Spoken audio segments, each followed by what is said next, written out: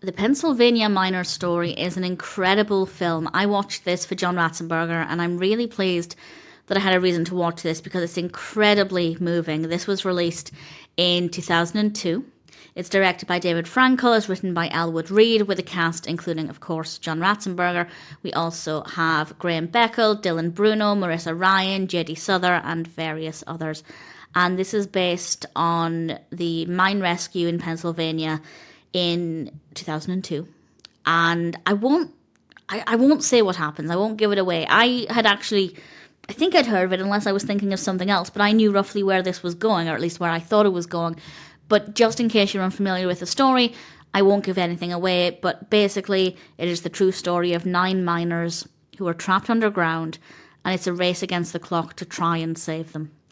The story is brilliant. The pacing is fantastic. We get a little bit of time at the beginning just to get to know the characters a bit, allowing us to connect with them emotionally. And then they go into the mine, and it very quickly becomes very scary.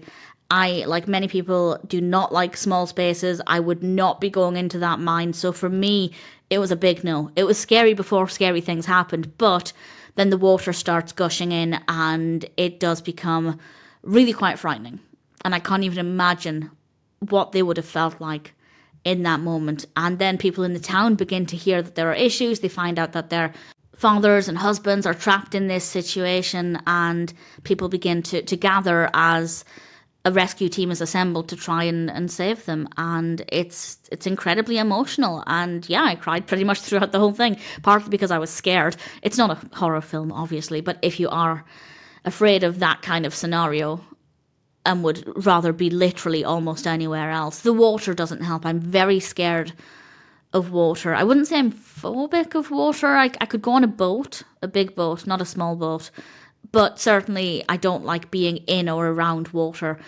And if you don't like small spaces as well, it's very anxiety inducing. It's very, very effective. The characters are great. I don't know how true the individuals are to the real people, but certainly in the film, they were really likable. It was really great to get to know them. But of course, getting to know them makes it a little bit more emotional. And it is very well filmed, the scenes in the mine. The lighting is perfect because it is dark, as one would expect, but it's not so dark that we as the viewers can't really see anything. And I think they had a really good balance there of making it believable without making it awkward and uncomfortable to watch. It is a very intense experience, but there are a few moments that are a little slower just to allow our heart rates to come down a little bit, and we get to pay more attention to characters' emotions in those moments, and then things pick up again. And I think the balance there is great, and we get some really great dialogue as well. It's an incredibly powerful, moving film.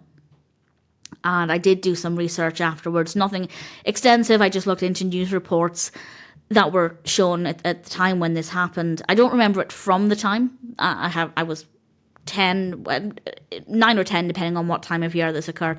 And I don't remember it from then at all. I don't know if it was ever reported on in the UK, but it is something I'm pretty confident I'd heard of since then. And if you have heard of it and you're aware of the story, I'd love to know what you think of the film in particular, but also if, like me, you didn't have that much knowledge or maybe no knowledge at all, going in not really knowing too much about it, I think, could be the best approach, and making it all the more emotional and intense. It's a fascinating story. It's emotional. It's powerfully told in this film. And if it sounds like a film for you, then without question, I'd say The Pennsylvania Miner's Story is certainly worth watching.